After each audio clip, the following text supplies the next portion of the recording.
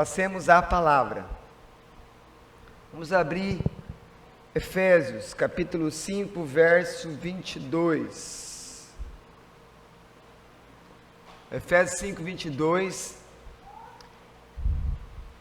Enquanto eu pensava nesse texto, há pouco tempo, agora ali na frente da igreja, eu pensava, Deus, obrigado porque o Senhor nos revela como deve ser o relacionamento entre homem e mulher. Nós não dependemos dos nossos pensamentos, nem da tradição do que às vezes falaram para nós e estava equivocado. Mas a gente pode abrir a escritura, como aqui nessa carta que Paulo escreve para a igreja de Éfeso, nós encontrarmos a verdade de Deus, que é luz para o nosso casamento, para a criação dos nossos filhos, e como tudo isso vai refletir na vida completa da igreja. Graças a Deus por isso. Achamos? Efésios 5, 22.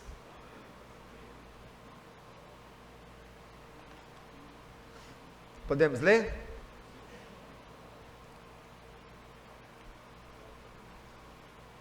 Diz assim a palavra de Deus: as mulheres sejam submissas ao seu próprio marido, como ao Senhor.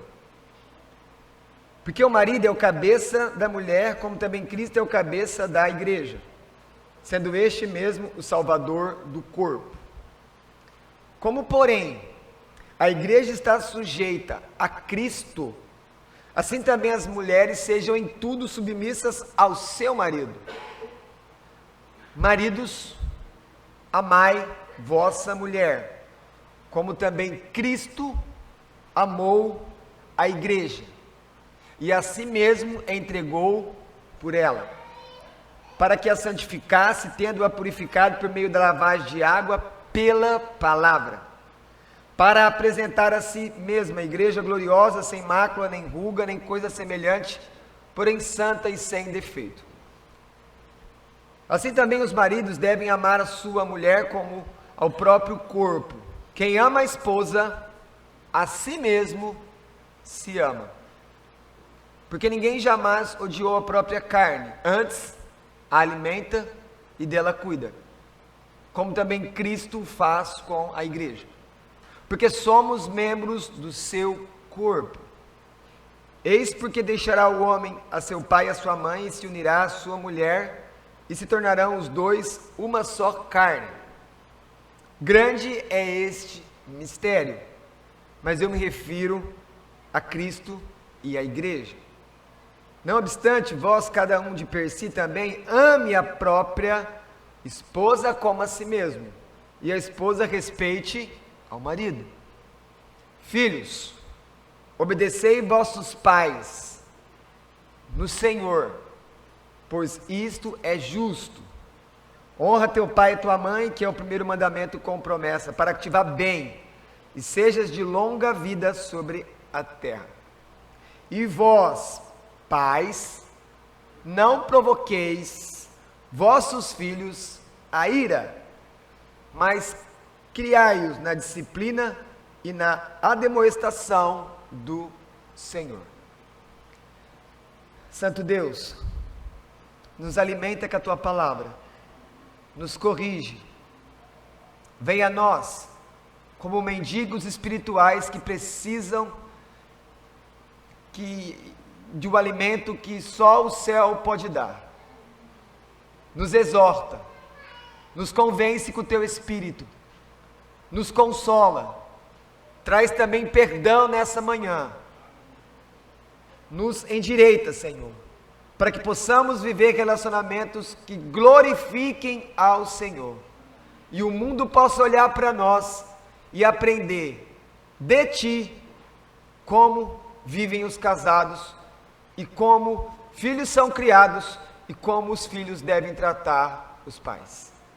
Essa é a nossa oração, ó Deus, em nome de Cristo oramos, amém.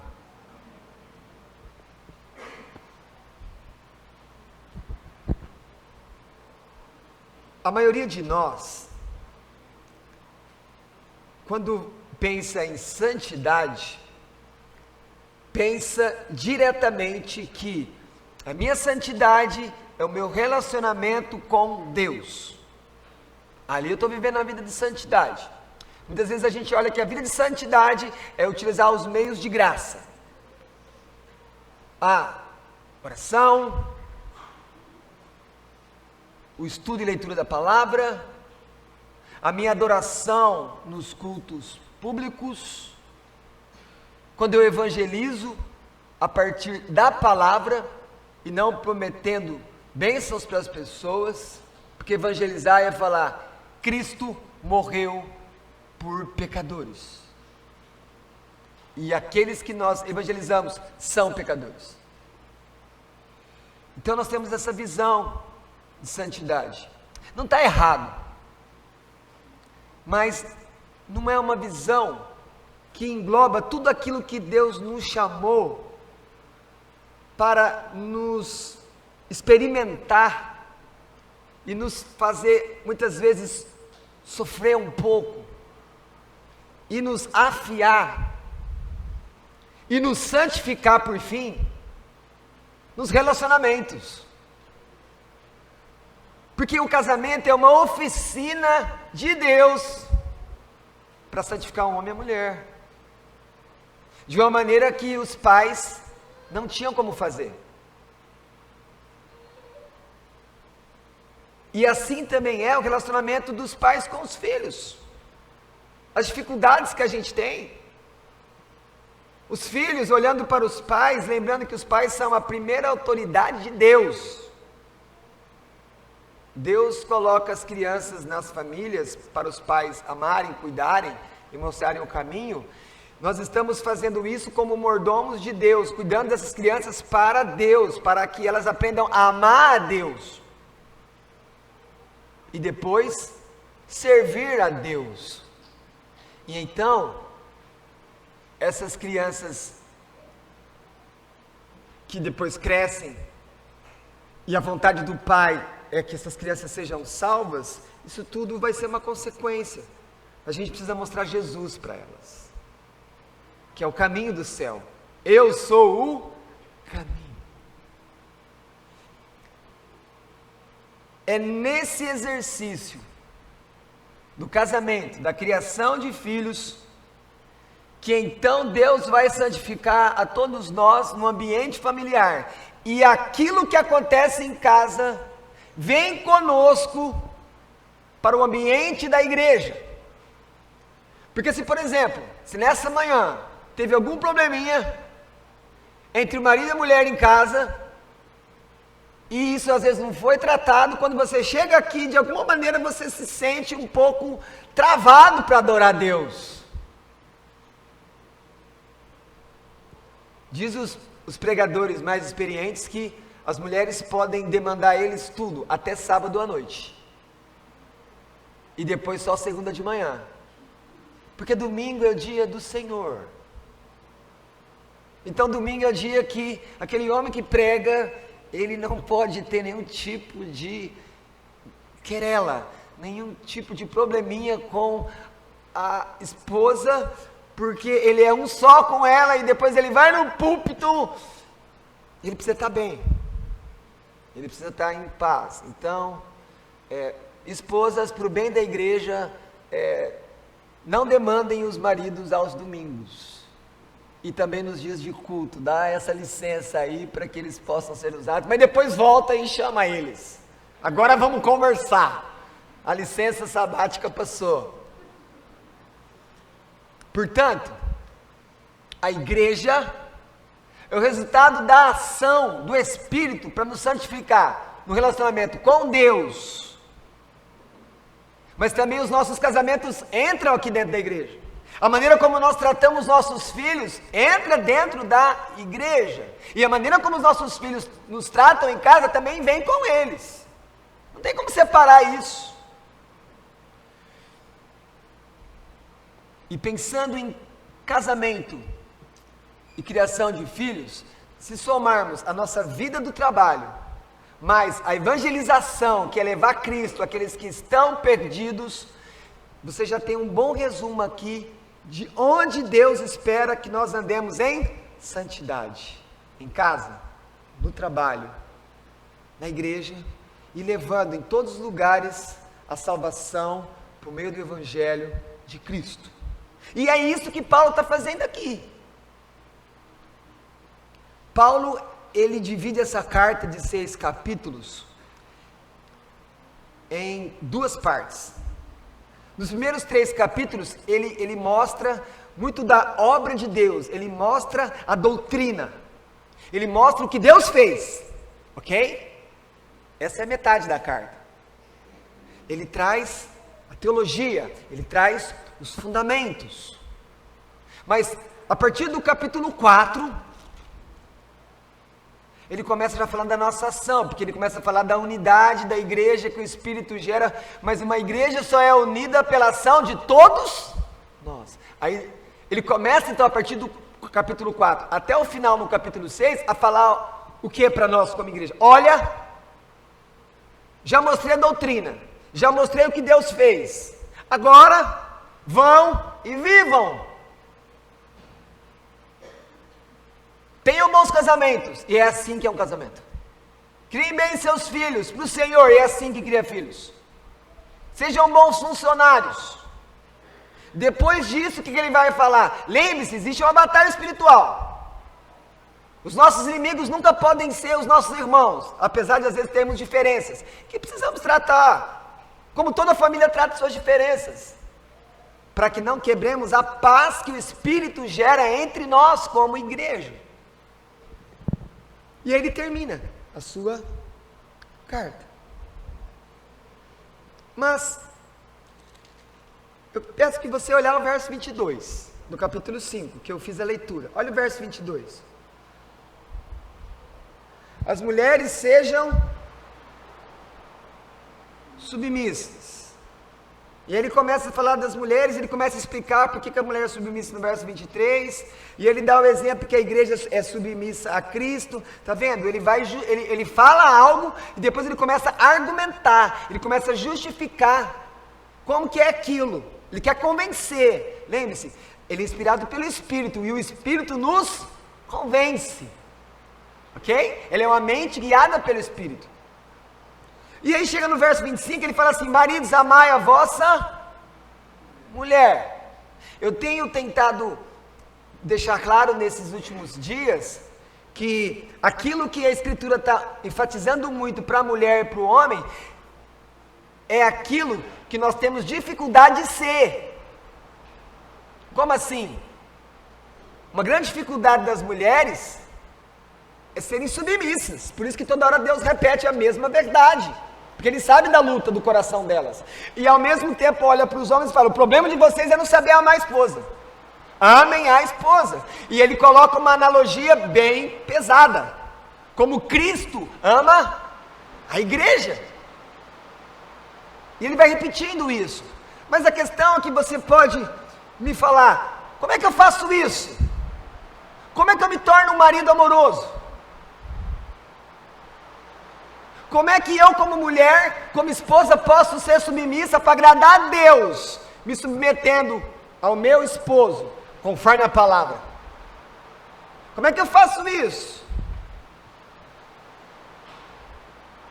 Dias como esses nos dão orientação, mostram o caminho, apontam os nossos pecados, falhas, deixam evidentes nossas fraquezas, mas a resposta para essa pergunta, como o marido ama, de onde que ele tira a capacidade, e como a mulher encontra poder para submeter a esse homem, que é pecador, que é falho, vem antes dele chegar no verso 22, a resposta está no verso 18,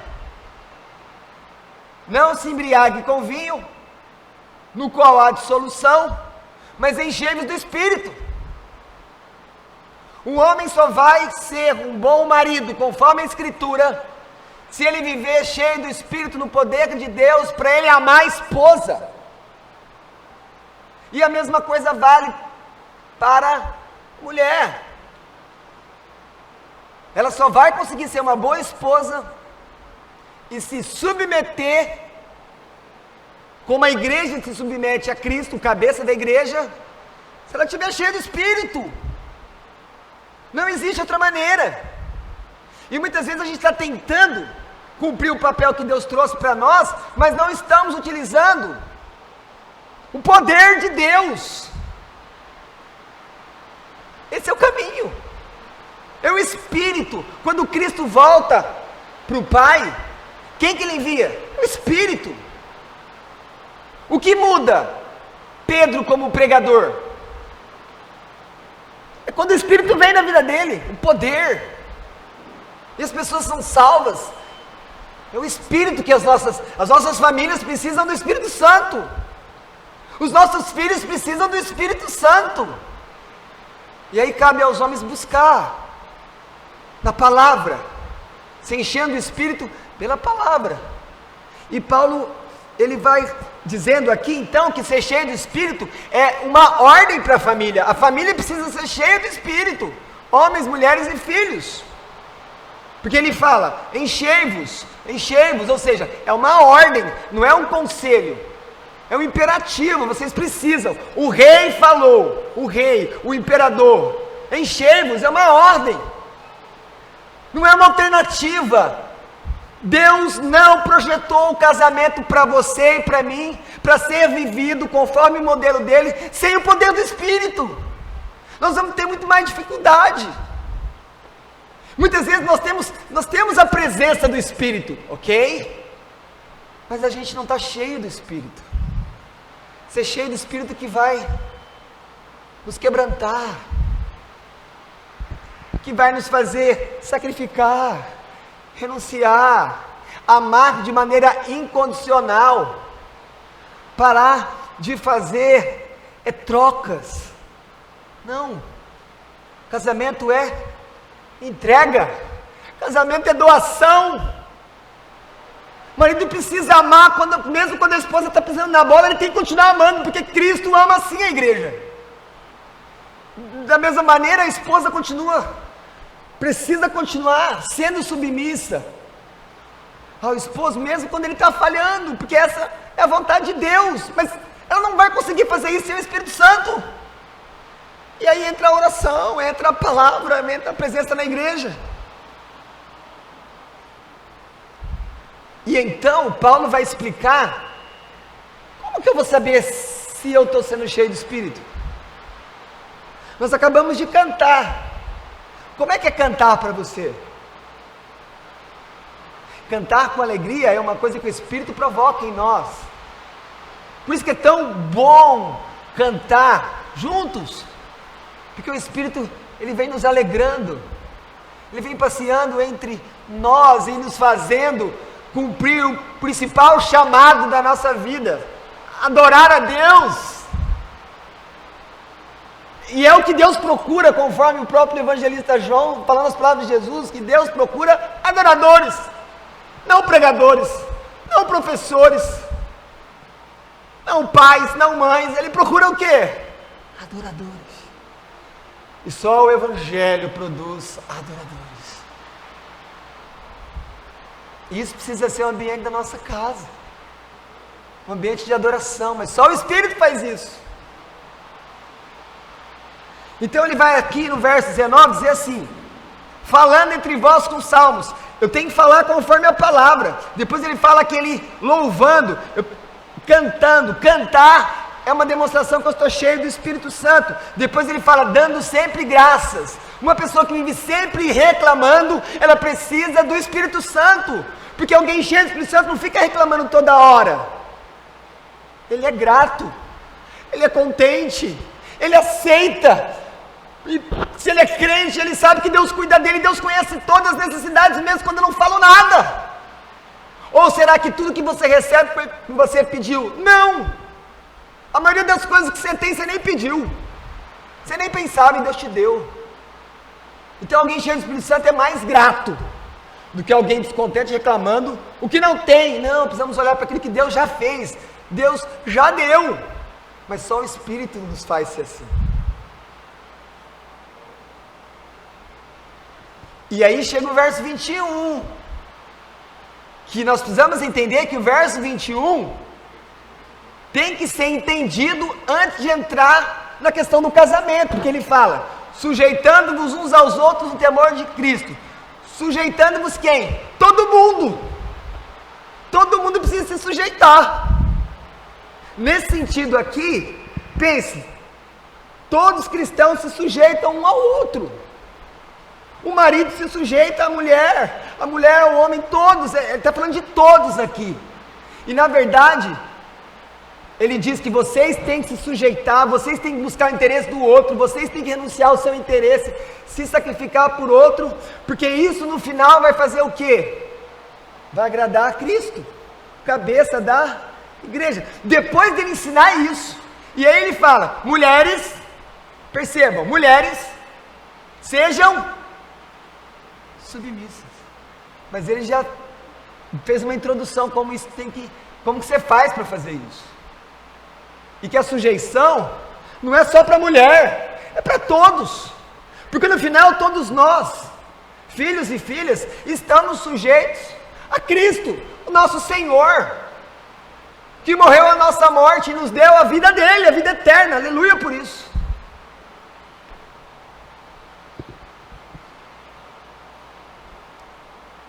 Verso 22, submissão. Verso 24, a igreja esteja sujeita. De novo, submissão. Final do verso 24, em tudo submissos ao marido. De novo, submissão. Aí ele continua. Ele chega no verso 1, filhos, obedeçam. O que é um filho obedecer? Se sujeitar, submeter à autoridade do pai. Então está percebendo que toda hora ele está falando de sujeite, submeta, obedeça. Está espalhado aqui nos relacionamentos. Nossos relacionamentos precisam ser movidos por isso, sujeitando uns aos outros. Quando o marido entende isso, muito provavelmente, ele vai entender a mente do Espírito, que ele não pode ser autoritário, mas ele tem que ser humilde, gentil e principalmente amoroso. Como Cristo nos trata? O amor. O amor de Cristo nos constrange. Um amor que perdoa, um amor que liberta, um amor que mostra o caminho, um amor que é fiel e que está conosco. Quando nós fazemos as coisas mais terríveis, Ele está conosco. Por mais que às vezes nessa hora, por vergonha, a gente acha que tem que se afastar dele. Isso não é inteligente espiritualmente. Nos seus piores momentos, nos seus piores pecados, se agarre com mais força na cruz, chore, mas fique ali, porque é o único lugar que pode trazer perdão para você. É o único lugar que tem uma esperança verdadeira, não a esperança de homens ou do nosso coração que pensa coisas más, mas uma esperança celestial, que os relacionamentos podem ser consertados, porque o Espírito age na família, na igreja.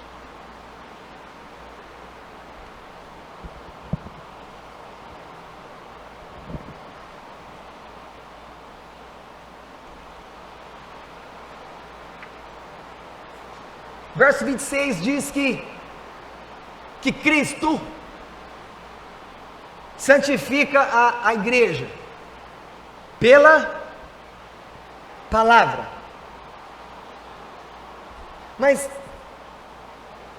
ele está dizendo isso, e ao mesmo tempo isso serve para que o homem pense: como é que o meu Senhor cuida daquilo que é precioso para Ele? A igreja é preciosa para Cristo, ok?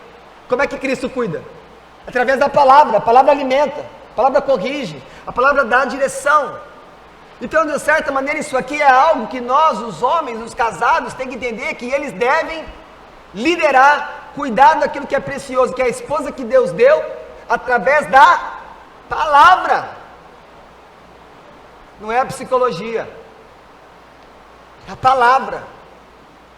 É o que a palavra diz, é o que a palavra mostra. E, voltando também uma expressão aqui, diz que Cristo fez o que pela igreja? Cristo amou.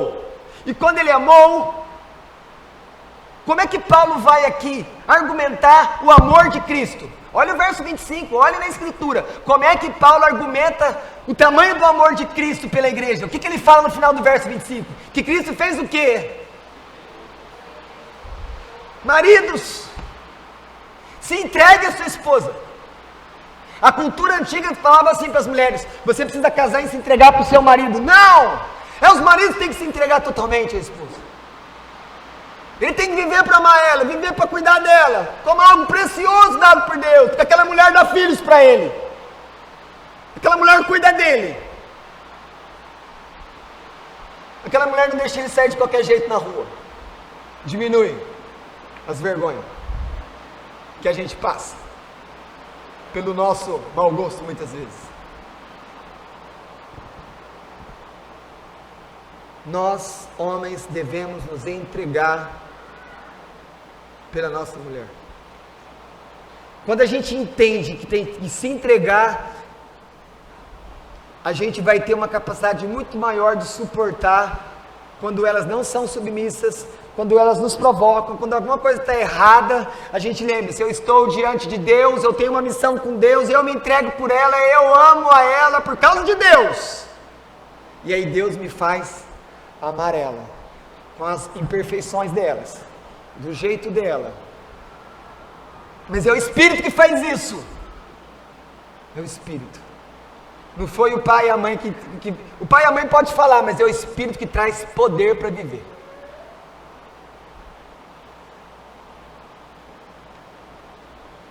Cristo mostra o zelo que ele tem pela igreja. Olha o verso 27. Olha como ele diz o verso 27, ele está preparando a igreja, uma igreja gloriosa, e ele mostra que ele está embelezando a igreja. Como que ele embeleza a igreja? Corrigindo o nosso caráter falho. Cristo está embelezando a igreja, quando ele nos ensina a vivermos em amor, e nos ensina a superar nossas diferenças, para que o perdão seja algo natural entre nós. Mas só o Espírito pode fazer isso. Mas Cristo faz isso no nosso meio. Se você é cristão, de uma vez por todas, nunca se identifique por uma fraqueza sua. Nunca se identifique por um dom que Deus te deu. Nunca se deixe ser definido pela cultura, pelas outras pessoas. Se você é um cristão, quem define quem você é Deus. E Deus diz que quem tem Cristo é filho dele. Essa é a nossa identidade. Somos filhos de Deus. E Deus é um pai fiel. Deus é um pai amoroso. Deus cuida de seus filhos. Deus disciplina os seus filhos. Mas o que isso quer dizer? Que nós temos valor para Deus. Não é pelo dom. E também quando você vê uma fraqueza em você, não duvide do amor de Deus por causa da sua fraqueza. Porque é na sua fraqueza que vai se manifestar o poder do Espírito Santo para ajudar você a vencer aquela fraqueza. Ou para com aquela fraqueza você caminhar até as portas do céu e o Espírito Santo guiar você pegando na tua mão. Mas aquela fraqueza sua não vai te separar do amor de Cristo. Somos filhos, somos filhas de Deus, somos preciosos. Olha como que Cristo trata a igreja. Vai apresentar ela sem mácula, sem ruga. Ele investe, Ele cuida, Ele protege, Ele provê tudo aquilo que a igreja precisa. E então, é esse tipo de amor que nós, maridos, devemos ter por nossas esposas. Um amor que investe nela, um amor que ajuda na leitura, que compra boa literatura, que cuida da estética dela, que cuida das emoções dela, que tira ela de situações de atrito. Porque nós temos que ser um marido como Cristo é o cabeça da igreja. É isso que Paulo está falando para nós. Cristo é o modelo para nós maridos. O verso 29 diz que nós devemos alimentar e cuidar. Olha o verso 29. E ele fala, como também Cristo faz com a igreja. Paulo continua desenvolvendo a analogia, a comparação, a metáfora entre Cristo e a igreja, e o marido e a esposa. Lembre-se, quando Deus criou Adão em Gênesis 2, quais as duas tarefas que Deus deu para ele? Quando nem tinha Eva. O verso 15 do capítulo 2 de Gênesis diz que Deus o colocou no jardim do Éden para cultivar e guardar. Cultivar para ter alimentação, guardar, proteção. E então depois, quando Deus dá Eva para ele vai viver isso no casamento, mas é uma coisa que ele já recebeu antes, essa função que ele tem como líder, de alimentar e cuidar. E aí nós relembramos aqui o tripé da liderança masculina madura. Um homem lidera, provê, protege. Esse é o caminho para sermos um bom marido, mas sempre dependendo do Espírito. E o Espírito leva para onde? Para a palavra. O Espírito leva para onde? Para a oração. O Espírito leva para onde? Para os cultos da igreja. O Espírito leva para onde? Para o aconselhamento mútuo, uns com os outros ajudando. É assim que o Espírito age. Porque é isso que as cartas de Paulo falam, aconselhando-vos uns aos outros. Mulheres ajudando mulheres, homens ajudando homens, pais ajudando pais. Stott, um grande pregador britânico do século passado, ele diz assim, fazendo uma relação entre o relacionamento da igreja e o relacionamento lá em casa, na família. Como haverá paz? Como haverá paz na igreja se não houver primeiro paz em casa? E esse é o ponto da mensagem, que muitas vezes o seu relacionamento com a sua esposa, a maneira como tratamos nossos filhos e os filhos nos tratam, vai ser o reflexo de quem nós somos como igreja. E somos igrejas para quem? Para testemunhar o mundo, mas somos igreja como adoradores para Deus. Isso é ser igreja. Nós somos igreja para Deus. Os nossos frutos são para Ele, que nos amou, que nos libertou, que para isso entregou o Filho dele na cruz. E nós testemunhamos isso para o mundo que não conhece. E então, quando chega no verso 31, o que Paulo vai falar? Ele vai usar Gênesis. Deixar, unir e conhecer a relação mais profunda que um homem e uma mulher podem experimentar, que é a intimidade conjugal no casamento. Ele repete. Então, quando ele escreve isso, ele está dizendo que isso aqui que ele está falando não é algo, essa questão do marido liderar, da mulher ser submissa e Deus colocar uma ordem, não é uma questão que surge por causa do pecado, porque isso foi falado antes de Gênesis 3, quando o pecado entra no Éden, ok? A organização anterior. O que o pecado faz é deixar tudo mais difícil, ele nos complica, os atritos vão ser mais abundantes, o homem, ao invés de ser amoroso, vai ser autoritário. A mulher, ao invés de se submeter, ela vai querer usurpar a liderança para ela. E me chama a atenção, depois de tantas vezes Paulo falar as mesmas coisas, como é que ele termina o verso 33? O que ele fala? Como que ele fala o verso 33? Olha aqui o final. Não obstante, vós, cada um de per si, está falando do homem, ame a própria, e a esposa respeite. Ele termina falando as mesmas coisas. Igreja, não tem outra palavra de Deus para vocês. Maridos, amem as suas esposas. Amem as suas esposas. Esposas, se submetam em Cristo, conforme a palavra, se submetam ao marido. Não tente mudar isso. Não tente tomar um lugar que Deus não criou para ser seu. Isso no final não vai honrar Ele. Lembre-se, quando Sara tentou ajudar Abraão, as coisas ficaram muito mais complicadas. Aceite o plano de Deus, confie no plano de Deus, mas jamais tente ser uma boa esposa, submissa, sem o poder do Espírito, sem a palavra, sem a oração, sem vida de igreja. Eu quero agora trazer um pouco, olhando para esses versos, trazer um pouco de doutrina, pensando nisso. Primeiro eu quero pensar, quais os propósitos do casamento? Qual o objetivo? Quais os objetivos do casamento? Por que Deus criou o casamento? Nós precisamos falar uma coisa que é muito básico na Escritura, mas a cultura está nos fazendo esquecer um dos objetivos principais do casamento, conforme Deus criou o casamento: procriação.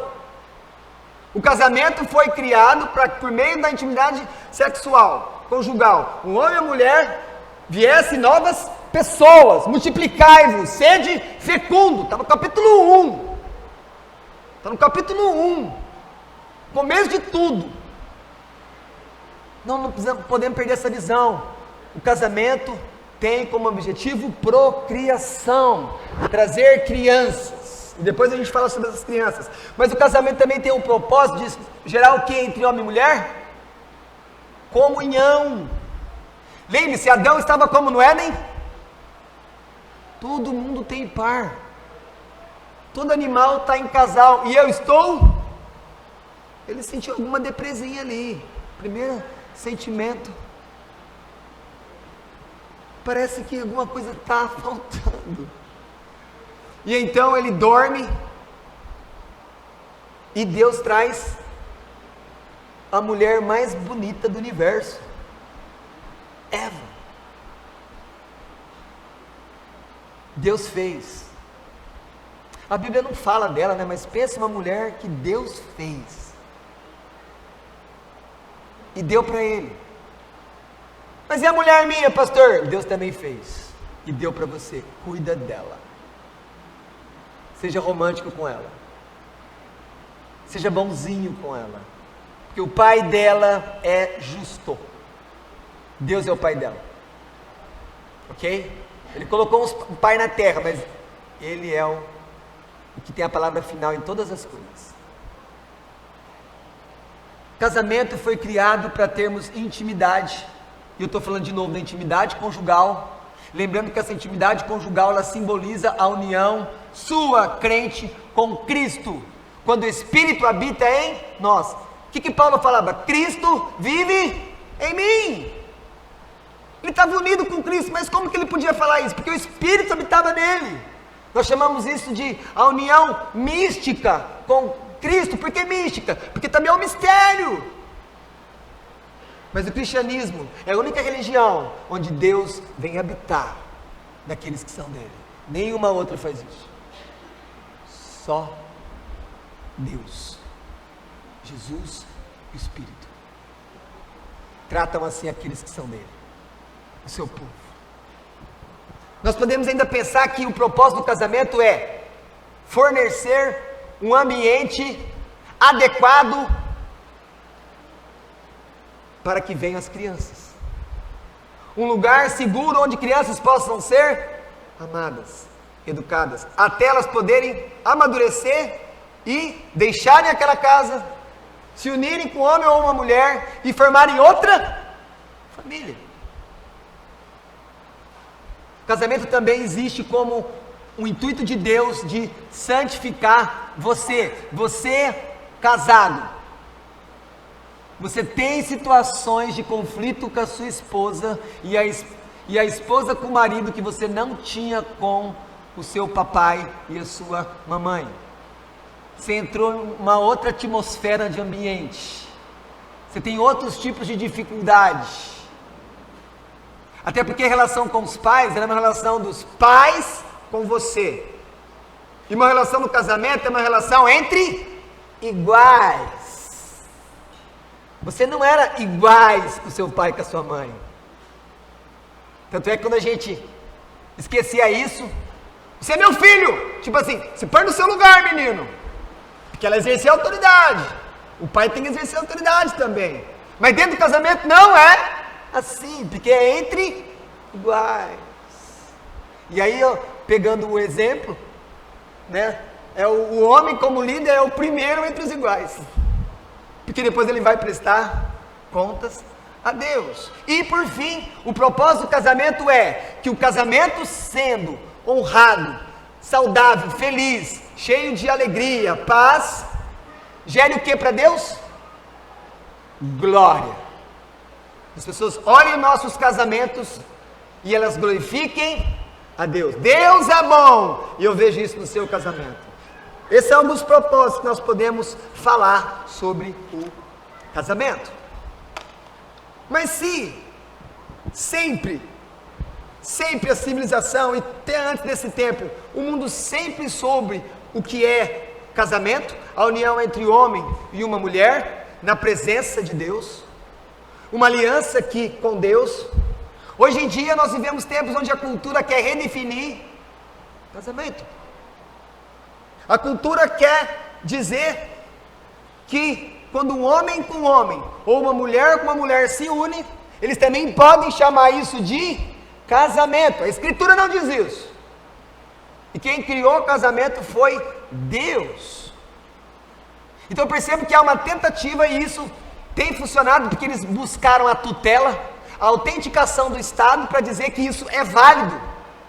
E como o Estado cada vez mais tem sido um Estado que, ao invés de proteger a igreja com liberdade, muitas vezes é um Estado que se manifesta quando eles falam que tem que ser laico, que não tem que ter intervenção de religião. Muitas vezes nós percebemos algumas intervenções, ações do Estado que revelam o caráter ateísta do Estado. Então ele também não é laico, coisa nenhuma, porque ele se manifesta para o lado dos ateus. Então isso também não é laico.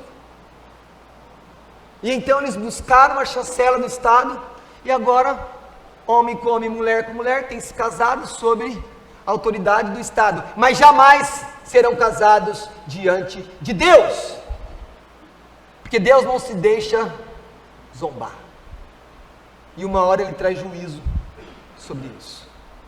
Mas o que eu quero dizer para vocês, que quando a cultura faz isso, de querer redefinir casamento, isso não vai parar por aí. O próximo passo é voltar aos tempos de Lameque, que foi lá o primeiro, segundo Moisés registrou em Gênesis, que ele começou a ter 2 mulheres. Porque se agora pode homem com homem, mulher com mulher, como que vai agora falar que não vai ter direito aqueles que acham que o casamento pode ser 3, pode ser 4, da maneira que eles quiserem fazer esse arranjo? Porque eles mexeram no arranjo, eles mexeram na estrutura. Ok? Então agora eles podem mexer na estrutura da maneira que eles quiserem. Então quem sabe no próximo passo eles começarem a brigar com o Estado, querendo o quê? Autenticar o quê? Poligamia. E isso já está acontecendo nos Estados Unidos. Casos já têm chegado à Suprema Corte Americana, debatendo, se os homossexuais têm direito, nós também, os polígamos também temos direito. Nós precisamos ter nossos direitos reconhecidos e protegidos pelo Estado. É o próximo passo. E aí o homem caminha para o precipício, caminha para o caos, e cada vez mais longe de Deus. Mas, pensando aqui, o que aconteceu que o casamento se enfraqueceu? O que aconteceu que a cultura não valoriza mais o casamento? O que aconteceu que às vezes dentro de nós, cristãos, o casamento está mais enfraquecido, liquefeito, e isso tem produzido uma proliferação cada vez maior de divórcios. Por que isso está acontecendo? Algumas causas para isso. Primeiro, o declínio da fé cristã. É o primeiro motivo. Quanto mais as pessoas se afastam de Deus, do ensino de Cristo, elas vão começando a viver do jeito delas.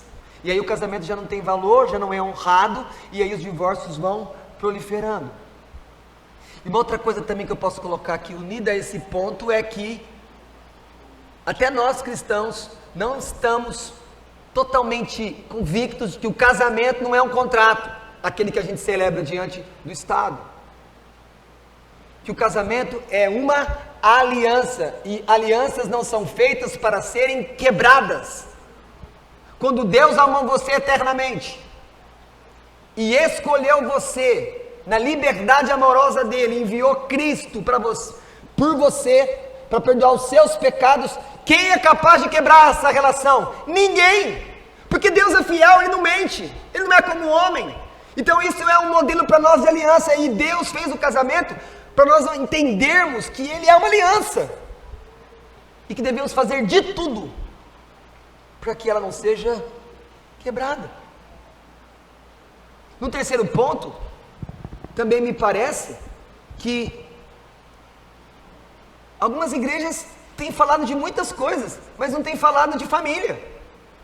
E aí nós louvamos a Deus por esse tema nesses dias, focado em família.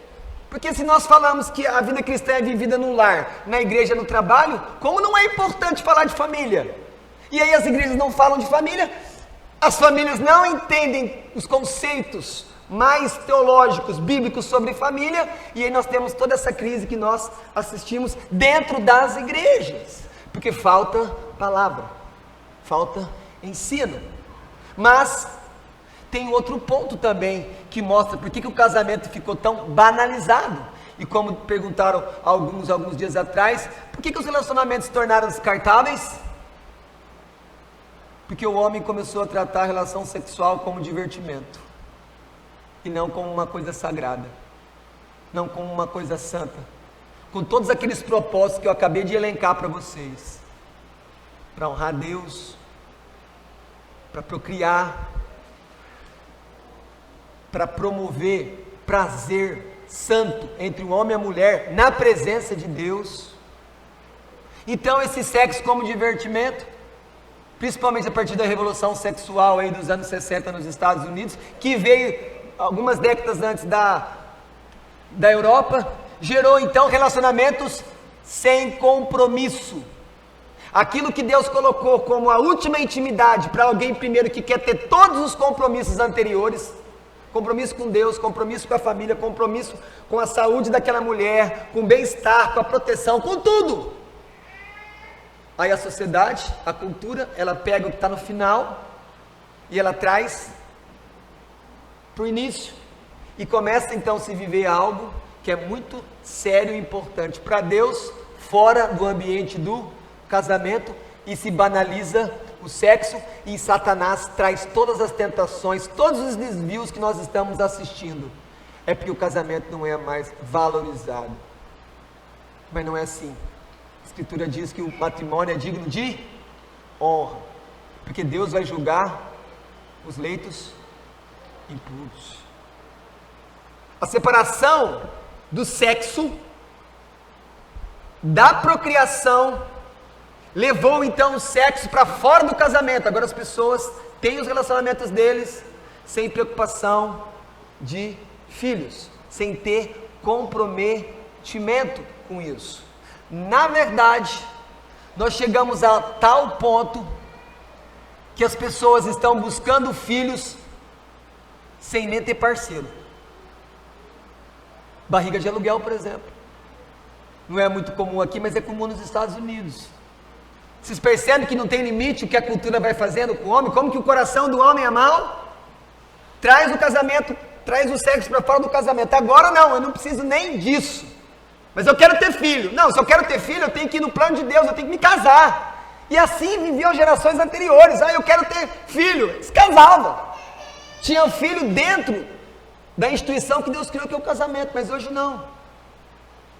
E o mundo está cada vez mais frio, desrespeitoso, difícil, sujo, fedido. Um outro ponto que explica o aumento também dos divórcios: a independência financeira das mulheres. Cada vez mais as mulheres têm independência financeira, então quando o negócio fica complicado, ao invés de voltar e conversar, resolver, falar, não, quer saber?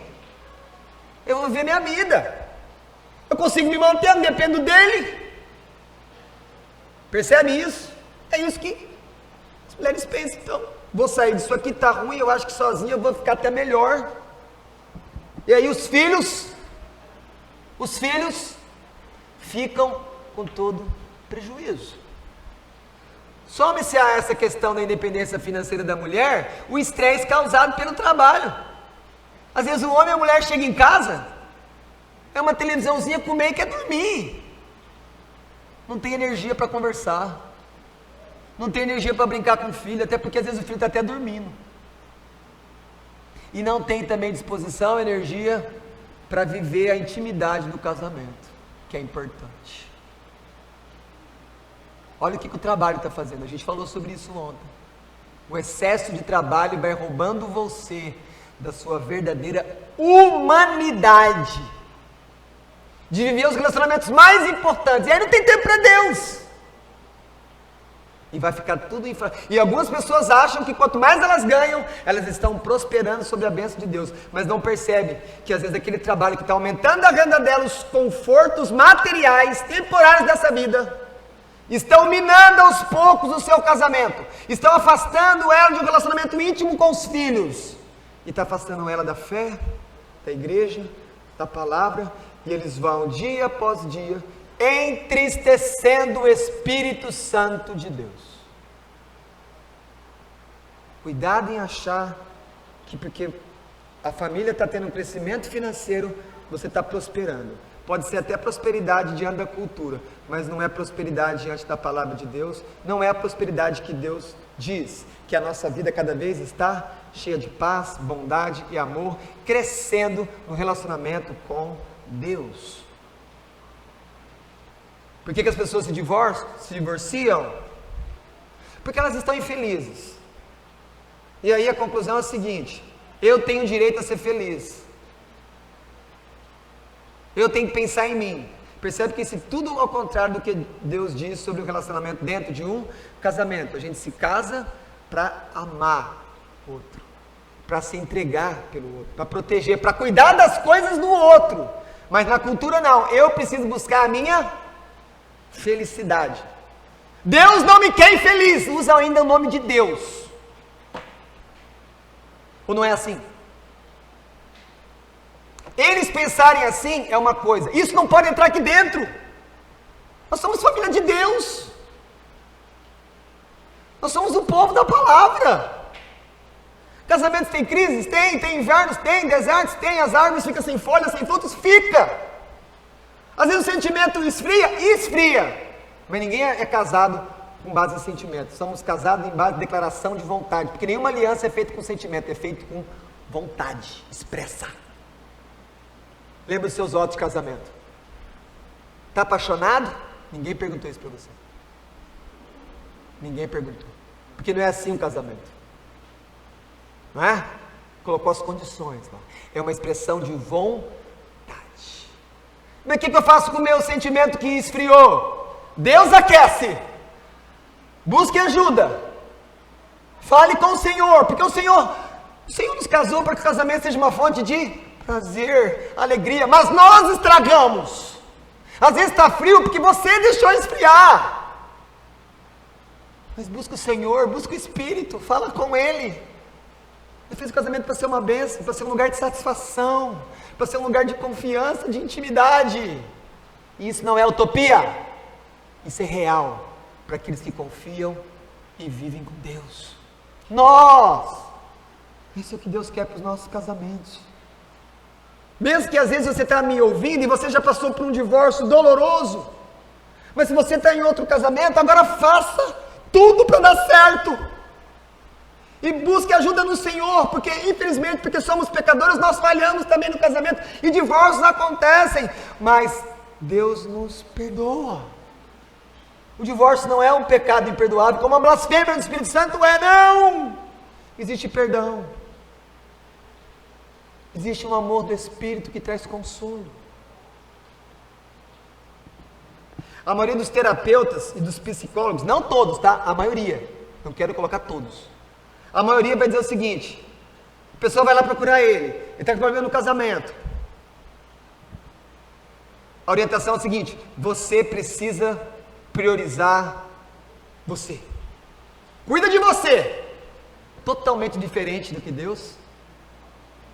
E aí as pessoas, ao invés de buscar o especialista que Deus pôs na terra para ajudar no casamento, que são pastores e presbíteros, eles procuram os psicólogos, que não têm a palavra de Deus. Eles procuram os terapeutas, que não têm a palavra de Deus. E as pessoas vão pagar por um atendimento que na igreja Deus dá gratuitamente. E Deus dá a verdade. Só que na igreja a gente ouve o que a gente não quer ouvir. A terapia não. Eles nos massageiam. Terapeutas cardíacos. Nosso ego sai satisfeito. Eu vou acabar com esse casamento. Meu psicólogo está certo. A gente não entende que a gente está sendo enganado. E aí, com um conselho totalmente mundano, às vezes até diabólico, sem Deus, aquele cristão vai e rompe a aliança dele.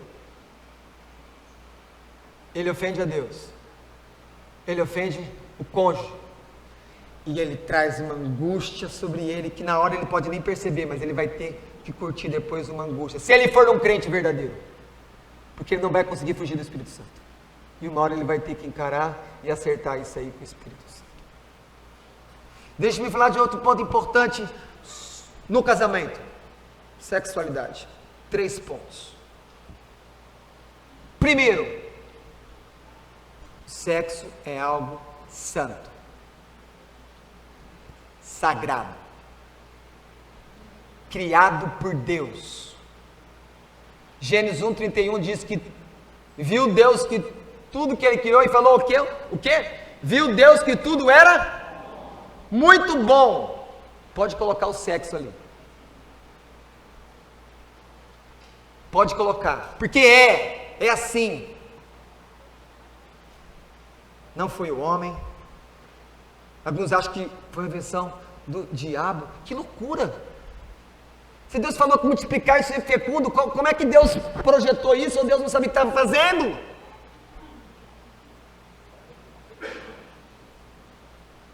A prática sexual no casamento é uma coisa boa e pura. Boa e pura. E deve ser recebida com ações de graça. O que eu quero dizer para vocês? Depois de um homem ter aquele momento romântico, intimidade com a sua esposa, ele deveria dar graças. Obrigado, Senhor, porque eu sou alimentado pelo amor dessa mulher. Eu sou satisfeito com uma coisa tão boa que eu tenho aqui diante do Senhor, na presença do Espírito.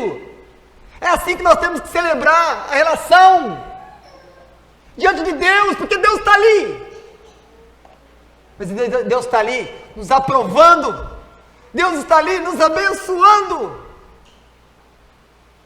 E tem uma outra coisa importante sobre isso. Quantos de nós aqui vivemos a vida devassa? Uma vida cheia de imoralidade, de pecado, de coisas erradas. Mas então nós conhecemos a Cristo, e Ele nos perdoou, Ele nos lavou, Ele nos chamou para uma nova vida. Graças a Deus por isso. E aí tem a segunda coisa importante. Toda vez que um homem e uma mulher ali, no casamento, na intimidade, eles estão ali praticando aquilo que Deus deu para eles. Eles têm que entender que eles não podem deixar as culpas dos pecados passados ficar atormentando eles, não, porque agora eles vivem em novidade de vida. Porque pare para pensar comigo, quando não tínhamos Cristo, nós mentíamos, mas quando chegamos ao Deus todo verdadeiro, nós falamos a verdade, e nós ficamos pensando nas mentiras do passado? Não, porque caminhamos em novidade, pelo Espírito falando, verdade, faz isso também. Não deixe as culpas dos pecados sexuais ficar aí junto com vocês, não. Eles foram totalmente removidos na cruz de Cristo. Isso é para nós, todos nós. Nós temos que viver verdadeiramente como libertos. Então, O passado passou. E agora, quando você está vivendo aquilo da maneira correta, da maneira santa, você vence Satanás. Você glorifica a Deus. E você recebe prazer de maneira santa. Toda a culpa foi embora. Não precisa, não viva olhando para trás, deixando-se remoer por essas culpas. Isso foi tudo perdoado. Não deixe de viver dentro de você tudo aquilo que Cristo conquistou na cruz. Viva uma nova vida sexual no casamento. Não fique olhando para os fantasmas, não. Olhe para Deus. Seja grato e seja fiel. Seja fiel no casamento. Amém? Piper diz assim: o casamento, no clímax da beleza do prazer, expressa poderosamente a verdade do amor fiel, a aliança entre Cristo e a igreja. Lembre-se, a união dos dois, que é consumada na intimidade sexual, simboliza a união nossa com Cristo. E é por isso que nós somos felizes, porque o Espírito habita em nós somos dele. Então você tem que pensar nisso em relação à relação conjugal. E ele diz: não é de se admirar, portanto, que a derrota de Satanás, a glória de Cristo e o nosso prazer devam estar juntos no leito conjugal imaculado. Quando nós estamos vivendo a fidelidade no casamento, um homem e uma mulher, nós estamos derrotando Satanás no poder do Espírito. Estamos cumprindo nosso papel diante do Criador. Estamos recebendo prazer e beleza santa. Amém? Creia nisso. Receba isso de Deus para você. E deixa o Espírito apagar toda essa culpa falsa que foi embora. Ele pagou o preço. Não há condenação para aqueles que estão em Cristo Jesus. Aleluia! Vive em novidade. Uma palavra rápida dos filhos.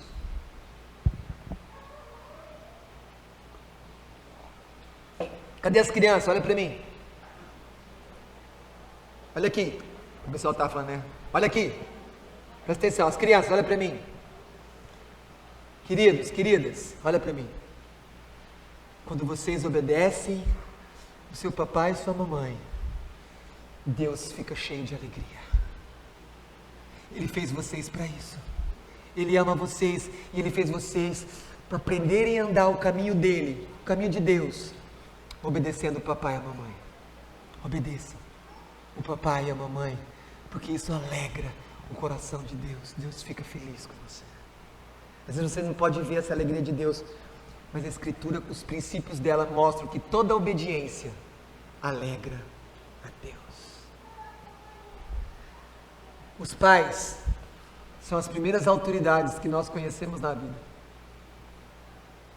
Deus planejou desse jeito. E Deus pôs nós, como pais, para sermos modelos de autoridade, para ensinarmos os nossos filhos a amar a Deus, respeitar a Deus como autoridade suprema. Mas nós fazemos isso. Nós damos as boas-vindas para os nossos filhos. Existe um Criador, existe um Deus. Nós não viemos do macaco, viemos de Deus, de Adão e Eva. Precisamos falar dessas coisas para as crianças. Nós temos autoridade, não podemos deixar os professores da escola usarem a autoridade deles. Temos que usar a nossa autoridade em casa. Nós ficamos muito mais tempo com os nossos filhos que os professores. Ou não? Às vezes não. Às vezes você trabalha muito e não tem tempo, mas você precisa procurar um tempo para estar com o seu filho. Você, pai, mãe, você tem que colocar, estancar lá a bandeira do Evangelho, as verdades de Deus. Você tem que colocar, você, com a ajuda dos pastores, com a ajuda da igreja. Pais precisam ser zelosos no cuidado com os filhos, dando exemplo para eles e tratando eles como aqueles que necessitam de cuidados. Deixa eu falar uma coisa aqui antes que eu esqueça. Nós recebemos as crianças pequenininhas, nós criamos elas, ensinamos elas a falar, ensinamos elas a andar, e elas começam a conhecer as coisas. De repente elas chegam numa certa idade que elas começam a aumentar o ciclo social, aí às vezes a gente fica um pouquinho de lado. continue perto, continue dando amor, e mostre que você sempre vai estar com elas. Mas chega uma hora que essa menina, esse menino cresce e ele vai para a faculdade, ok? E a faculdade é um lugar hostil à fé cristã. Mas o meu ponto é o seguinte: muitos pais têm esse zelo todo pelos filhos, aí quando eles fazem 17, 18, 19, 20 anos, tem que estudar, aí envia para uma faculdade em outra cidade. Aí de repente você não tem supervisão nenhuma mais. De repente está longe de você. E a faculdade hostil está lá. E um mundo todo diferente que ele não conhece está lá. Tome muito cuidado de enviar os seus filhos, a sua herança tão preciosa que Deus deu, para viver longe, por causa de uma faculdade, quando ele ainda está vulnerável na sua formação, no caminho com Deus, e do caráter dele, e das escolhas mais importantes da vida dele. Prestem atenção nessas coisas. Alguns pais têm pagado um preço muito caro, por enviar os seus filhos à busca de conhecimento, para ter uma profissão, para ter um trabalho, que são todas coisas justas e dignas, mas acabam de maneira culposa, não intencional, mas tem culpa, deixando seus filhos vulneráveis, num lugar hostil a Deus. Preste atenção nessas coisas, quando os seus filhos chegar nessa idade. A Bíblia diz aqui, no verso 3, que quando os filhos obedecem, eles vivem bem. Essa é a verdadeira prosperidade. Vivem bem, têm longa vida. E os filhos prosperam quando fazem essas coisas, quando honram os pais. Honrar o pai é honrar a Deus. Desonrar o seu pai é desonrar a Deus. O verso 4 diz que o pai lidera a disciplina da casa. Mas antes ele fala que o pai não deve provocar. E infelizmente, os pais provocam os filhos. Como assim? Deixa o filho nervoso. Como é que a gente deixa o filho nervoso? A gente grita com eles. Por que gritar? Por que a gente entende que gritar é educar? Não faz muito sentido não. A gente grita quando nosso time faz um gol. É uma emoção ali forte, a gente explode, a gente grita. Ou às vezes uma outra situação ali e tal, mas com os filhos, não deveria gritar. A gente tem que conversar. Aí a gente grita com os filhos, aí de repente os irmãos começam a gritar um com o outro e a gente vai disciplinar eles. Mas eles estão aprendendo com a gente a gritar. Aí às vezes o pai grita com a mãe, o menino vê e grita com a mãe também. E depois quando ele casar ele vai gritar com a mulher dele, porque o pai gritava. Não é assim que acontece? Homens, não deixem você mesmo gritar contra a sua mulher. Põe a mão na boca. Se você pôr a mão na boca, você não vai falar nada. Está irritado? Extravasa tudo, vai orar, vai fazer qualquer coisa. Às vezes as pessoas vão pescar, mas voltam estressadas do mesmo jeito, eles não funcionam. Mas no Espírito Santo funciona, sempre. Ok? Não deixe o seu menino gritar com a irmã. Ele tem que aprender a respeitar a partir de você, pai. Isso é seu. Só que nós não podemos provocar eles. A gente, por exemplo, não deve dar tapa neles. Quer disciplinar? Pega uma vara, vai no quarto, conversa, explica.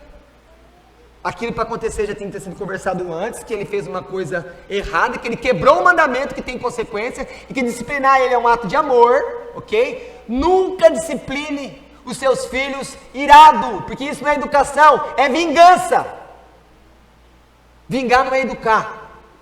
Aqui que eu faço? Se você está assim, se controle, domínio próprio. Aí depois. Cuidado para não deixar depois e nunca fazer, porque ele vai ficar folgado. Vai ficar folgado. Vai falar, não, ele fica nervoso, ele é crente, ele vai acalmar, depois ele esquece. Beleza. Aí você vai criando um sistema de impunidade na sua casa. Cuidado com isso. Mas nunca discipline ele irado. Senta, conversa, olha no olho. Outra coisa, ele está errando numa área muito, pega a escritura, abre, manda ele ler. Olha o que Deus faz com quem faz isso. Pega um livro, manda ele ler, abre, leia. Você entendeu? Entendi. Agora busca o poder do Espírito e vive isso. Porque ele também é igual você. Ele não consegue fazer sem Deus. Ele precisa do Espírito Santo. A gente precisa ensinar os nossos filhos, desde pequeno, que eles só vão conseguir obedecer com a ajuda do Espírito. Isso é o Evangelho.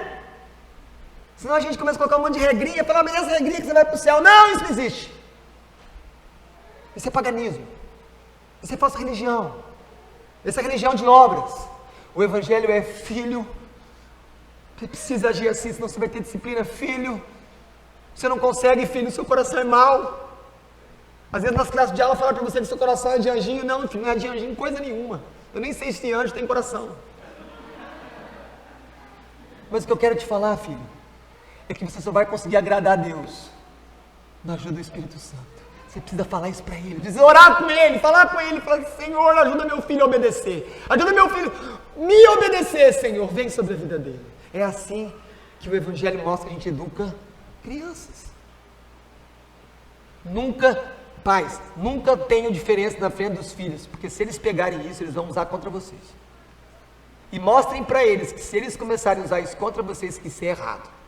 E aí disciplina eles por causa disso. Ou seja, se vocês pensam diferente de alguma coisa, tira eles, se isolem, conversem, decisão colegiada, volte e dá o veredito. Junto. Ok? Mas nunca começam a discutir na frente deles e falam assim, ixi. E às vezes começam a discutir na frente deles, aí o calor, temperatura, de repente está brigando. E você está diante dos seus filhos vendo você brigar. Aí o filho começa a chorar. Como que é aquilo para as crianças? Terrível. Terrível. A gente não pode fazer isso. Quando essas coisas acontecem, a gente precisa se arrepender. Bonhoeffer é um teólogo alemão que lutou contra o nazismo e foi morto pelos nazistas. Mas ele preferiu lutar por aquilo que ele achava que era verdade, aquilo que era vontade de Deus na Europa, do que ir para os Estados Unidos e ficar lá bem seguro dando aula numa grande faculdade de teologia.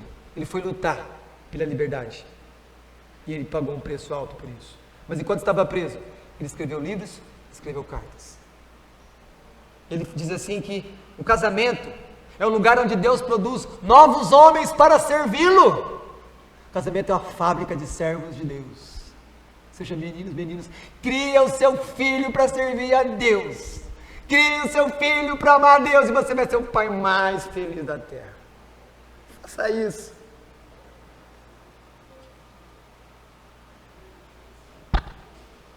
Pais, fale coisas boas dos seus filhos. Disciplinar é promover, é encorajar. Fale coisas boas. Nós somos treinadores. O treinador só não pode falar quando erra. Nós temos que falar, filho, você fez isso aqui muito bem. Parabéns, continua, firme. A gente tem que elogiar. Todo mundo vai ter uma resposta boa quando é elogiado. Maridos, elogiem a vossa esposa. Lembre-se, o divórcio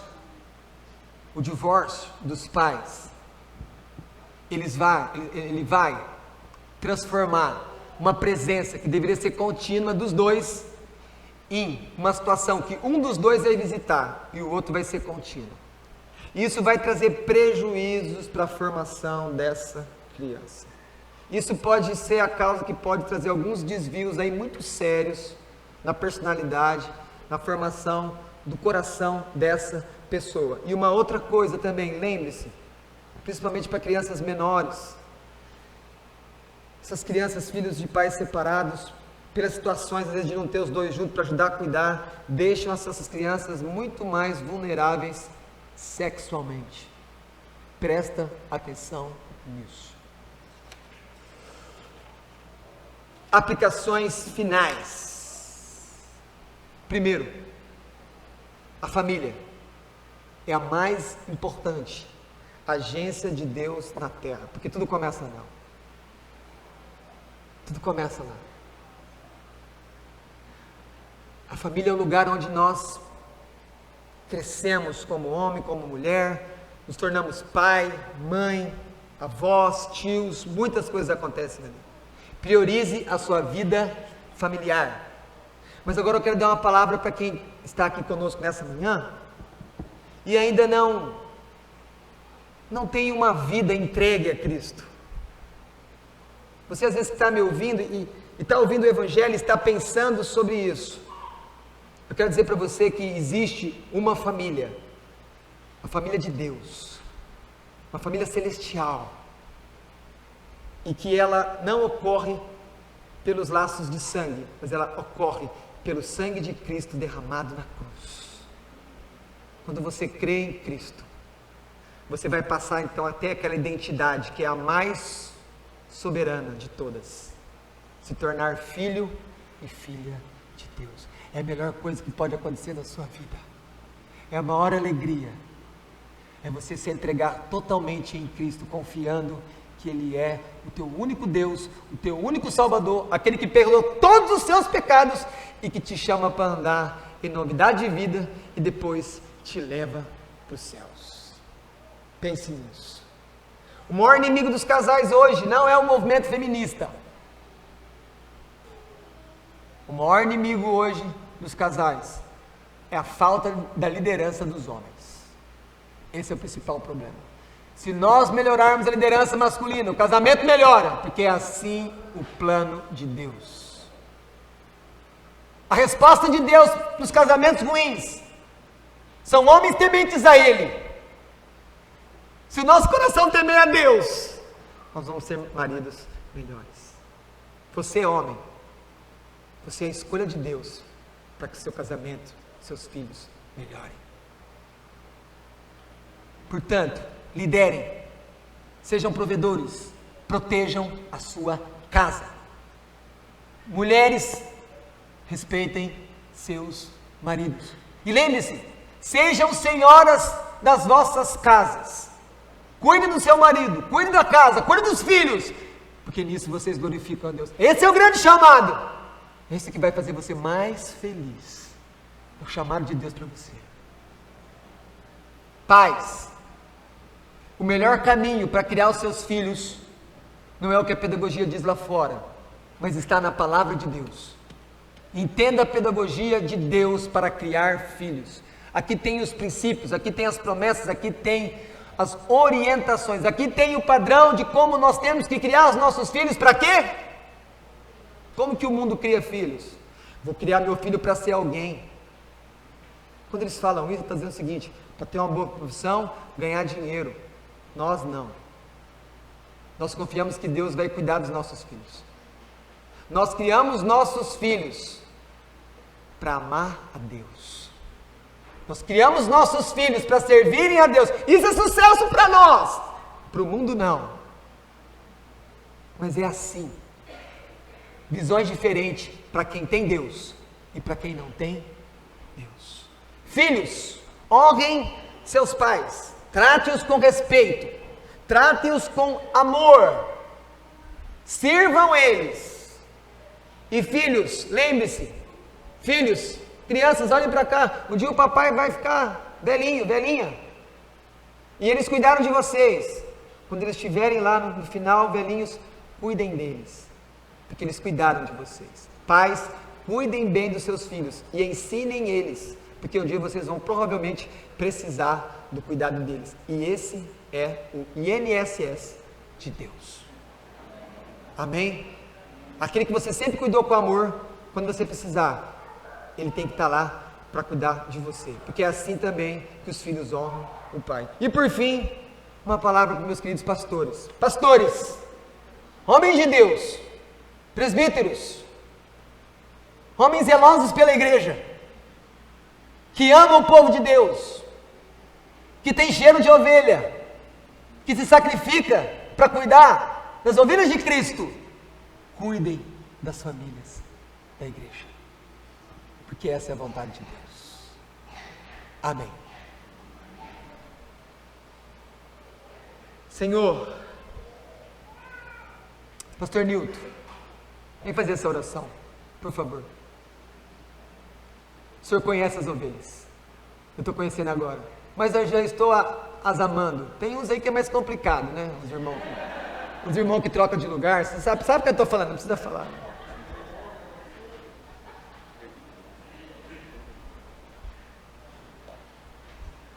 Os irmãos conhecem os irmãos, né? Amém.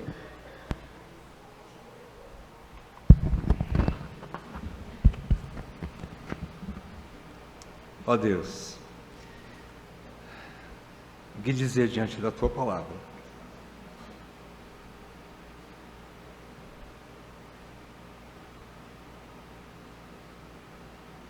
Louvado seja o Teu nome, que não nos tem deixado órfãos, mas tem sido um Pai presente. Obrigado pelo Teu grande amor, por estar cuidando de todas as nossas famílias. Não imaginávamos, Senhor, receber tanta bênção, e não merecemos tudo isso, mas somos necessitados de tudo isso, Pai. Obrigado, porque a provisão chegou na hora certa, nem antes nem depois, o Senhor veio na hora certa. Obrigado por isso. Pai, que nenhuma palavra se perca ao longo desses dias, e que cada pai, cada mãe, cada marido, cada esposa, cada jovem, cada criança aqui, Senhor, que recebeu a sua porção, possa se alimentar, comer essa palavra, e que isso possa levá-los a um amadurecimento espiritual. É tudo que nós desejamos como irmãos em Cristo, como irmãos mais velhos, como ovelhas de frente, somos ovelhas também. É isso que nós desejamos, que todos se pareçam com Jesus Cristo. E só através da Tua palavra, que nos lapida, é que isso acontece na obra do Espírito. Muito obrigado, Pai, por ter trazido o irmão Neto aqui e nos dado essa bênção, Senhor. Suprido aquelas lacunas que estavam faltando entre nós. Obrigado, Pai, porque o Senhor sabe o que nós de fato necessitamos, e que simplesmente pego a Tua palavra e oro ao Senhor, não deixe que essa Tua palavra volte vazia, mas que ela cumpra o Teu propósito em cada família, não só aqueles que são membros do nosso rebanho, mas aqueles que nos visitam também. Nós queremos que a Tua bênção esteja sobre todos nós aqui, e aqueles que ainda vão ouvir essas mensagens, que o Espírito leve para longe, Senhor, essa bênção, para edificar famílias, para salvar casamentos, e para fortalecer as igrejas do Senhor, para que continuemos sendo sal e luz nessa terra. É o que eu te peço. E ao mesmo tempo, eu peço, abençoa o nosso amado pastor Neto, abençoa a Luana, o Tiago, a Luísa, nesse momento de retorno. Senhor, lembra-te que eles fizeram bem para nós, e agora, leva-os em paz para a sua casa, que o Senhor os guarde, continue suprindo e abençoando a igreja em Três Lagoas, que o Senhor os proteja em tudo, que o Senhor esteja restaurando a saúde de todos eles, fortalecendo-os e dando graça, coragem e enchendo-os do Teu Espírito, para que eles continuem te servindo com fidelidade, em meio a dores de parto, mas que eles continuem te servindo com fidelidade. É o que eu te peço, Senhor, com gratidão, imensa gratidão, Pai. A minha palavra é de gratidão, Senhor, por esse momento. Assim oramos, em nome de Jesus. Amém, Pai.